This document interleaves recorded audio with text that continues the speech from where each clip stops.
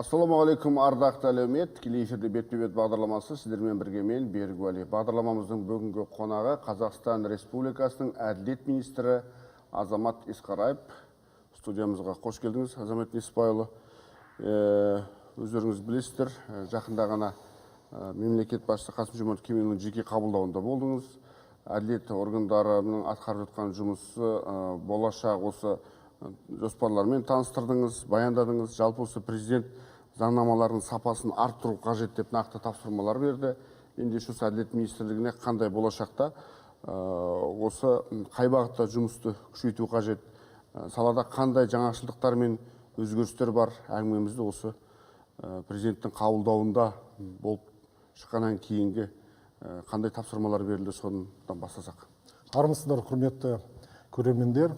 Расында да президенттің тапсырмалары нақты осы әділет министрлігінің заңнама саласын жүйесін жетілдіру бойынша берілген. Және де ол заңнама саласын күшейту, ол сараптамасын нығайту жұмыстарын біз бастадық. Министрліктің қарамағындағы ведомствоаралық заң жобалау комиссиясының жұмысын күшейтіп, бірінші фильтр ретінде біз қарастырып жатырмыз.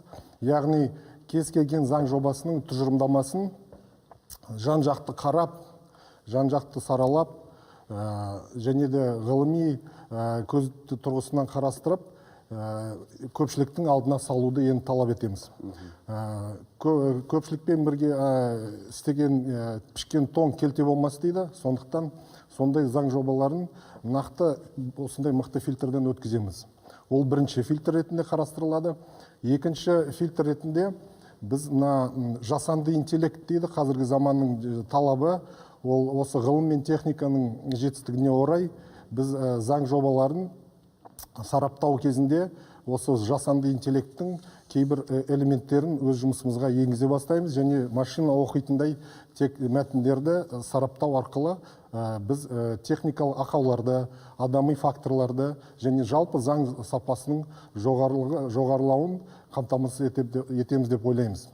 Үшінші фильтр ретінде осы заңнаманы жетілдіру саласында біздің пайымдауымыз бойынша ол біздің ғалымдардың күшіне біз сүйенеміз деп ойлаймыз.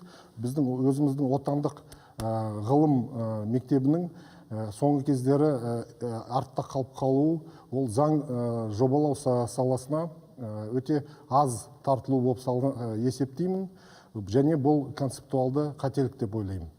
Біз өзіміздің ұлттық заңнаманы қалыптастыру кезінде өзіміздің отандық ғалымдардың күшіне сүйеніп, солардың көмегін пайдаланып заңнаманы қалыптастыруымыз керек. Өйткені ондай болмаса, керісінше жағдай болса, біз шетелдік ғылымның жетістіктерін имплементацияласақ, ертең сұрақтар болуы мүмкін, өзіміздің ұлттық заңнамамызға теріс әсер тиюі мүмкін. Жақсы. Енді заң жобасы, жалпы заңның сапасы дегенде осы көптен бері көптен айтылып көтеріліп жүрген мәселелердің бірі осы заңның сапасы. Осы заңнамасының сапасын арттыруда білікті мамандар мен сарапшылардың керек екені сөзсіз. Қаншалықты бізде бұл жеткілікті, бұл мәселені қалайсыздар шешіп жатырсыздар? Рахмет сұрағыңыз үшін. Бұл өте маңызды мәселе. Әрине де заңның сапасын жоғары деңгейде жеткізу үшін, саралау үшін, ол біздің ғалымдардың және өзіміздің сараптамашылардың біліктілігі биік болу керек. Біздің өзіміздің отандық ғалымдардың ғылыми мектебі бар.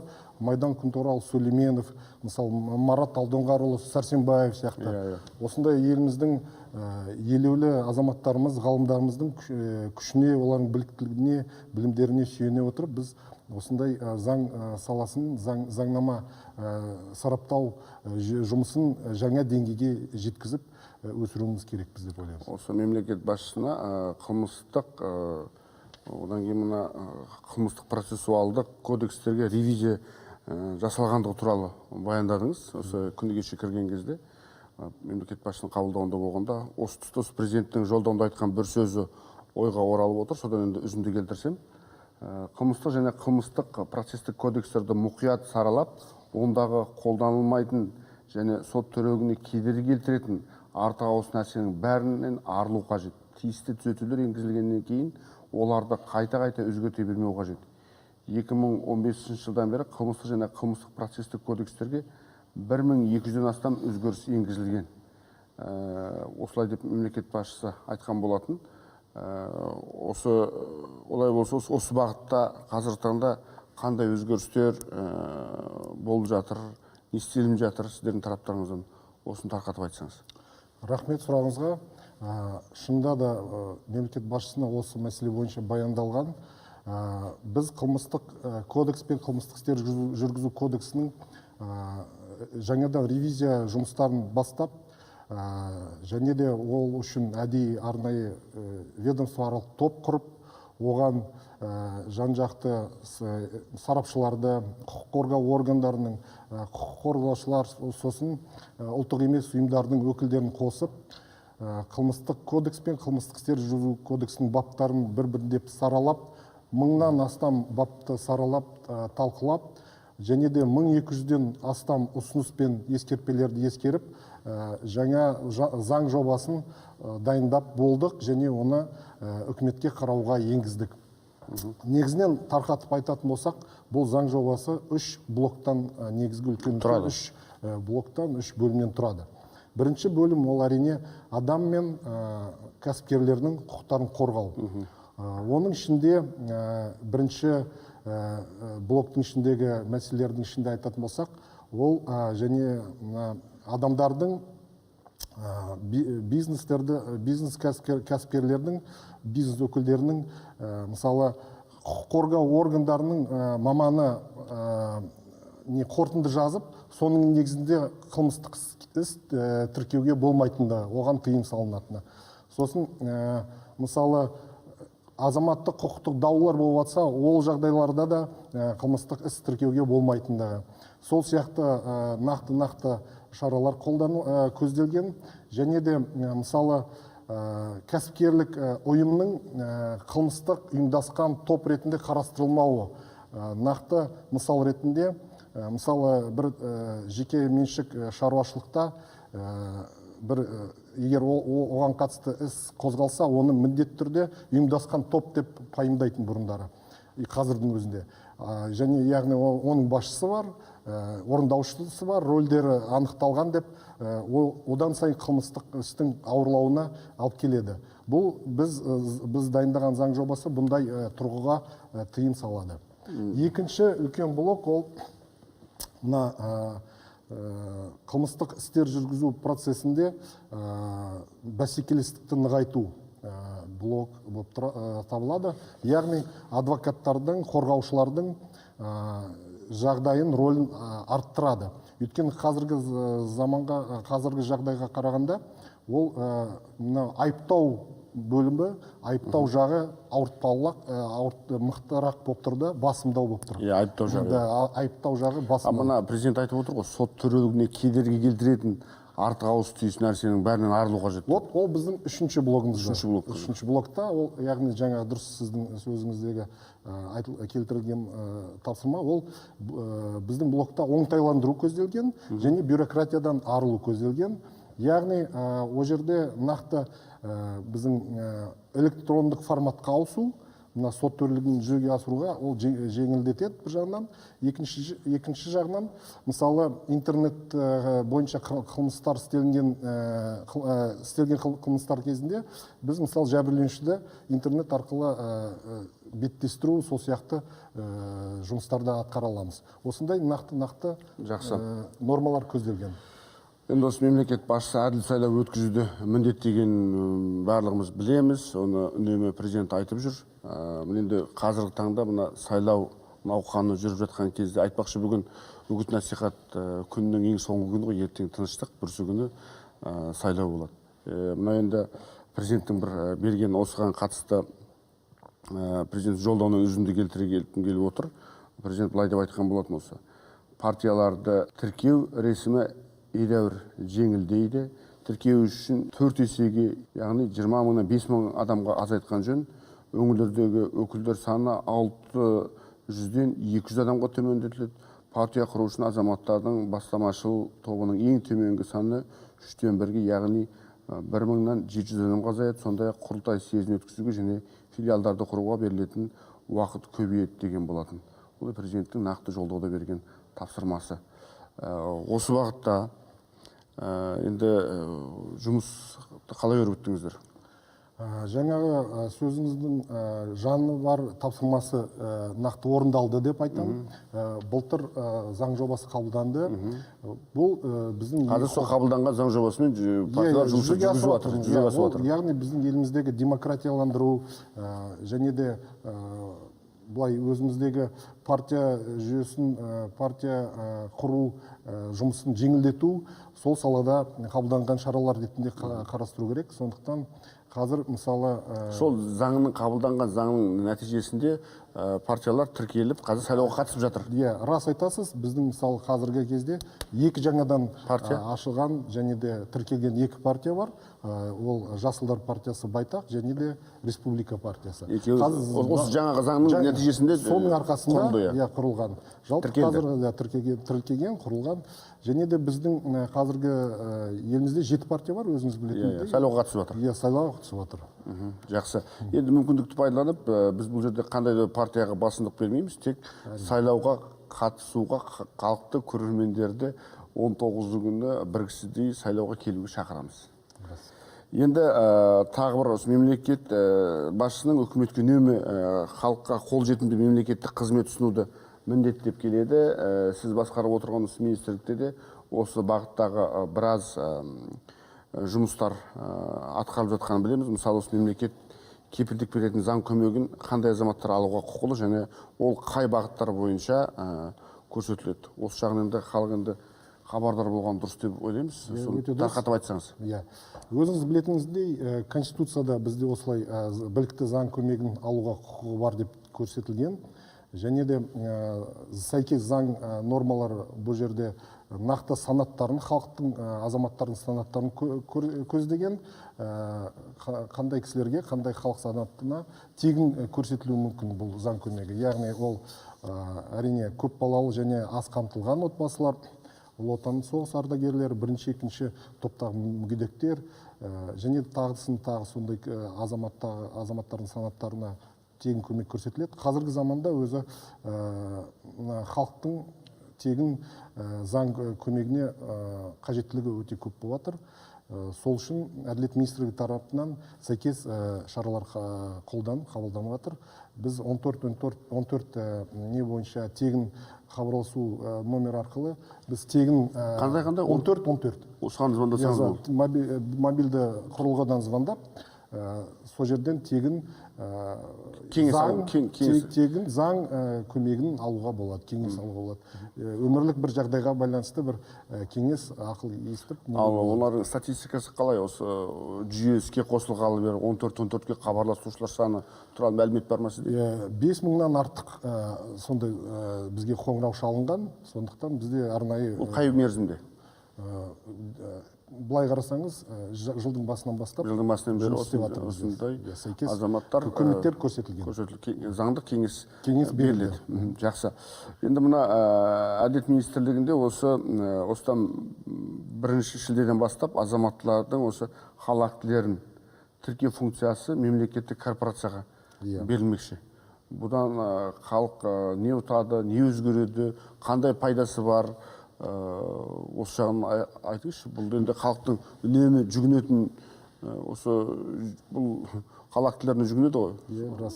Осыған қатысты не айтасыз, не өзгеріс? Негізінде мемлекеттік бұл корпорация әрине де халықтың қамтамасыз ететін ұйым ретінде көптеген өзіне функциялар шоғырландырған. Өйткені ішінде әлеуметтік қамсыздандыру мәселелері, жер учаскелер, сол сияқты қозғалмайтын мүлікті тіркеу, сол сияқты функциялар өздерінде көзделген.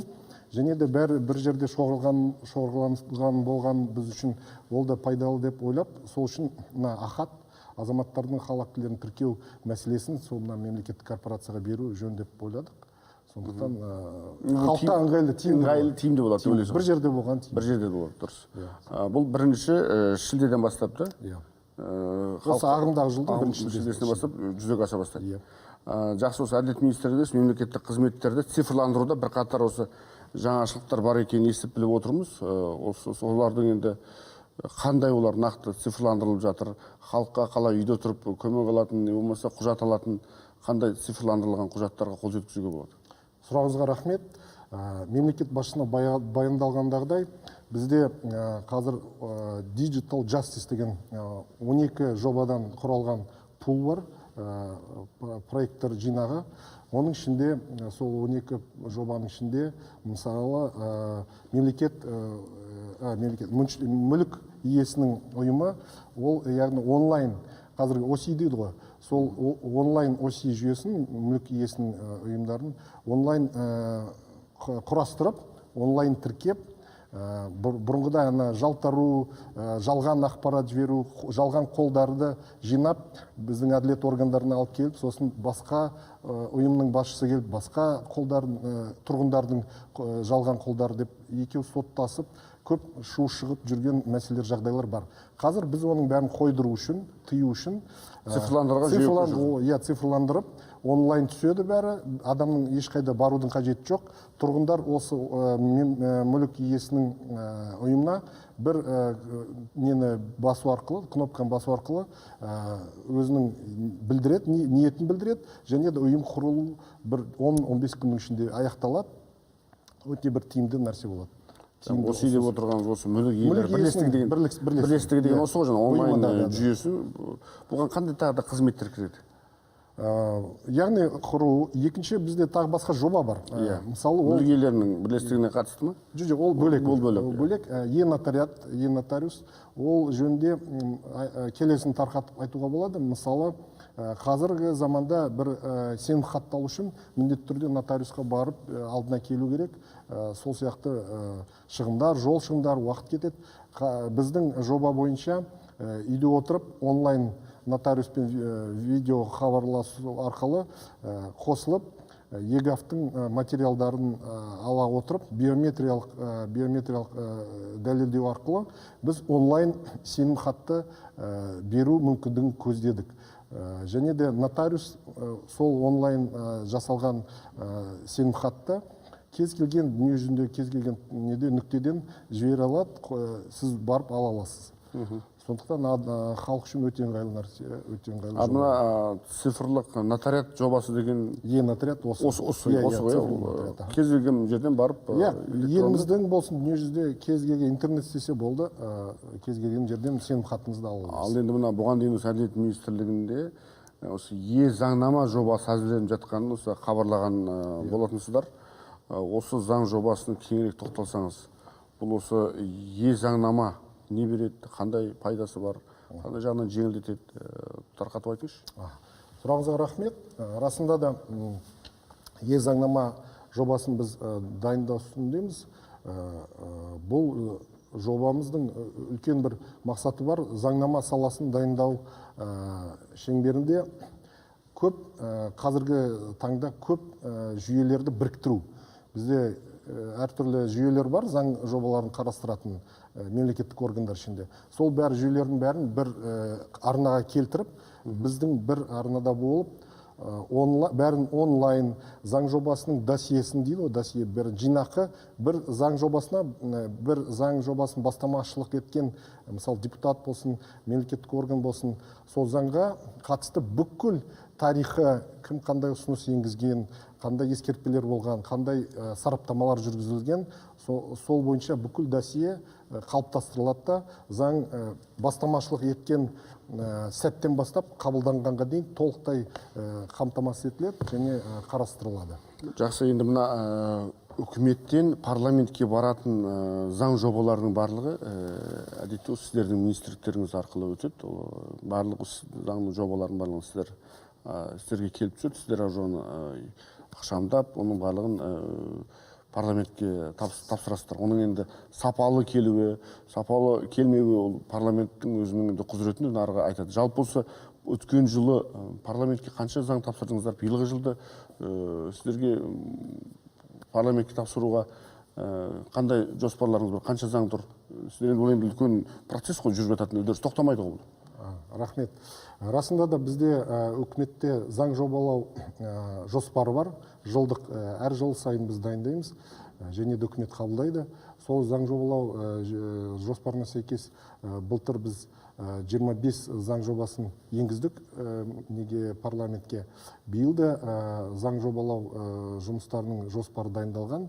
Оның ішінде 24 заң жобасы көзделген. Осы 23 жылғы бұйырса заң жобасы жобалау жоспарында көзделген көптеген заңдар бар ішінде. Оның ішіндегі мысалы қылмыстық істер кодексі мен қылмыстық істер жүргізу кодексін ревизиялау ішінде сол сияқты заң жобасы. Және де мысалы су кодексі сол сияқты. Осы заңдар. Жалпы мен көрермендерге айта кеткім келіп отыр. Азамат Несіпбайұлын енді мен бұрыннан өзіңізді журналист болып жүргеннен білемін. Үнемі осы үкіметтің тарапынан, министрліктің тарапынан осы жұмыс тобының отырыстарына парламентте қатысып, үнемі осы министрліктің атынан талай жиналыстарға қатысқаныңызды білетін сол кезден. Содан шығар сіздің мына министр болып төменнен көтеріліп бүгінгі министрге дейін жеткеніңіз. Қазір қарап отырмын, алдыңызда бір қағаз жоқ.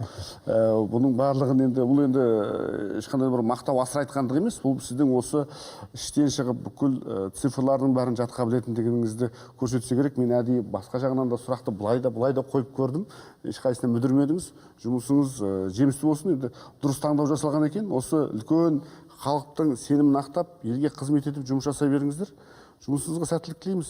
Енді президенттің алға қойған мақсат міндеттері айқын, нақты, сол бағытта жұмыс жасаңыздар деп сенеміз.